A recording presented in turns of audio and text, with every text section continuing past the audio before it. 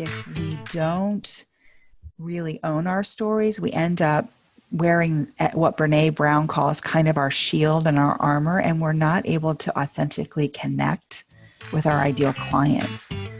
And oftentimes we don't exactly know how to share our stories in a way that shows up and then brings those people to us, almost like magnets.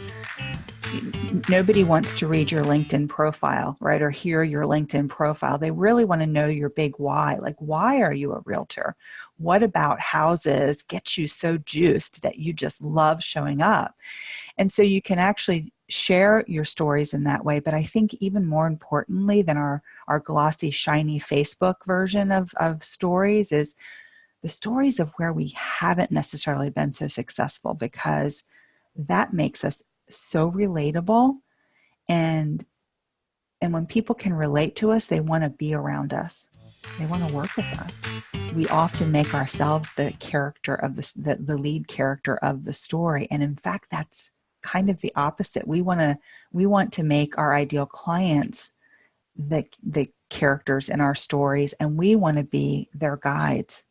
And that's a really subtle shift in the way we can communicate with those who are most wanting to work with us, or I believe like divinely guided to work with us, right? So, so when we can share how we got where we're supposed to be is when people are like, oh, I want to hear more. And a lot of people struggle with how much do I tell of my story, and there's this subtle difference between personal and private, right? Personal coming from a place of healing where you can say, hey, here's where I was, like Mel Robbins, you just gave a great example, as opposed to private information that's really not yours to share. And that's when we can get into that oversharing. When you ever be with someone, you sort of have that deer in the headlights look like, whoa, what just happened here?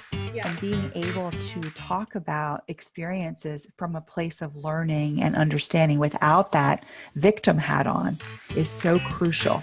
It's like when you see a movie, right? You can see the absolute brutalness of it, but I think that almost shuts us down in a protective mode, as opposed to painting a picture where you can share enough detail that people can connect with the example, and you're not doing it in a robot sort of manner, right? It's an invitation to, hey, here's my story. Here's how it can relate to you. Whether